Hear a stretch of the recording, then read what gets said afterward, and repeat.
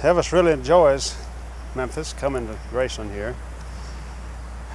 After all, he spent quite a few of his younger days here, you know, and it's more like home to him than any other place, I guess. And he has quite a few friends here. He likes to visit and see, you know, and talk to about different things. The changes being made in Memphis and what have you. What was it like when you first got here? When we first moved to Graceland? Well, it was... Just say, when we first moved to Graceland. We first moved to Graceland, it was quite different than what it is now. There was no fences here, and very few houses. None of this here was out there, and across the street has been built since. So it's just kind of closed us into the city here. And just say, now we have shopping centers and so.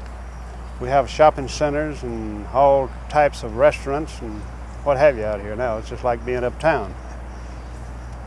Is this a... But we still have 14 acres. It's quite a bit of room to play in, you know. What about tourists? A lot of people come by here? Yeah, this... Why don't you just start it by saying, in the summertime, got a lot of folks coming by to visit.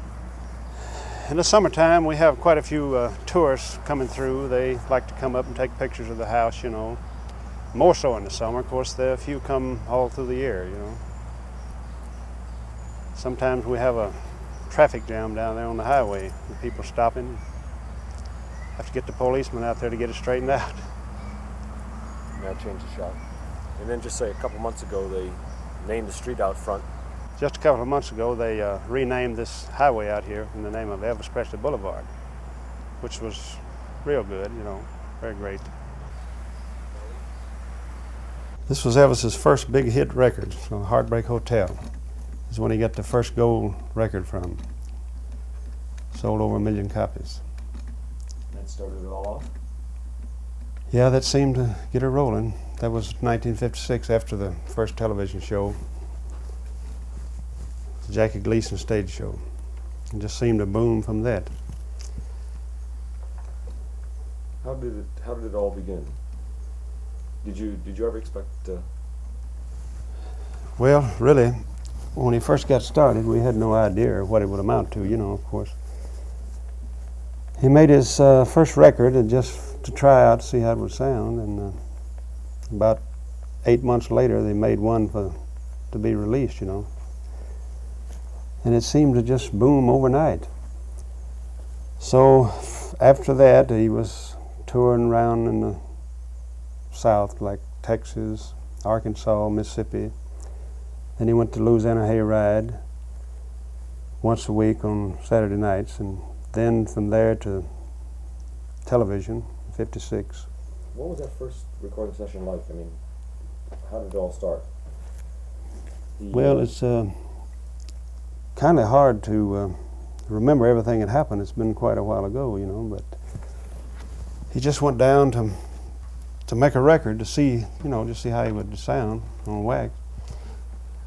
So Mr. Sam Phillips was owner of the recording studio at the time.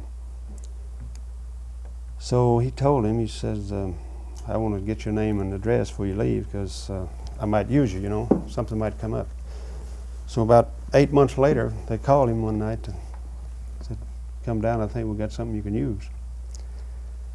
So he went down and worked all night on trying to come up with something, you know, that he liked. So they finally hit on That's All Right Mama in Blue Moon of Kentucky.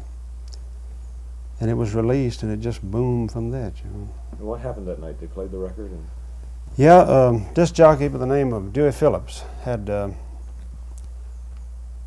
radio show at night called Red Hot and Blue. So he called the house and wondered where Elvis was. I said, well, he's gone to the show. He said, well, see if you can get him down here. He said, the phone's ringing off the wall and the telegram's coming in and I can't answer the phone. I got to do my job, you know. So we walked up to the theater and got him, and he went down to the station and worked the rest of the night. So he started recording, and it just kind of went from that, you know. In other words, you didn't know what was going to happen?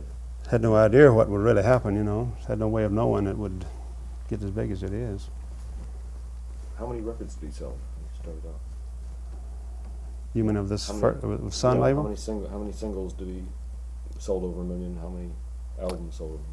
Oh, he has 56 singles that sold over 1 million copies, 56 gold records now, and 16 albums that sold over 1 million copies. Well, 18 albums with the two over here.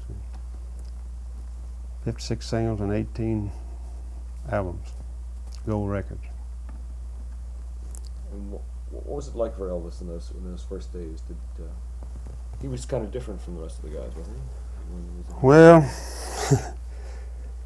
in some ways, some of the clothes he wore was different. The way he wore his hair was quite different to what there was back then, you know. And he was criticized quite often about it, but it really didn't bother him. He didn't change it. He went on like he was anyway. What was that story you told me about? You know, when you first decided to go into show business, did you have any inkling of? No, he called me into his room one day there.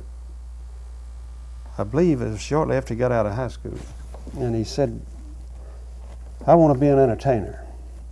And I said, "Well, you know, I don't know much about that sort of thing, but you deal with quite a few people in the business." I said, "Why don't you talk to some of them and see what you got to do to get into it, you know?" At that time, he was more interested in the gospel singing, the quartet singing, you know. So he tried for 2 or 3 different of the young groups to get in with them, and they was either full or they didn't think he could sing good enough or something. I don't know what happened. Then after he made this record, quite a few of the quartet groups wanted him then, and so he talked to me about it again, you know. He said, "What would you do?" He said, "I can get into the quartet singing now, in the gospel field." And of course my reaction was I wouldn't do it. I'd just keep what I got, because you tried that before and they wouldn't take you in. I said, "I'd just stick to what I got." So he did.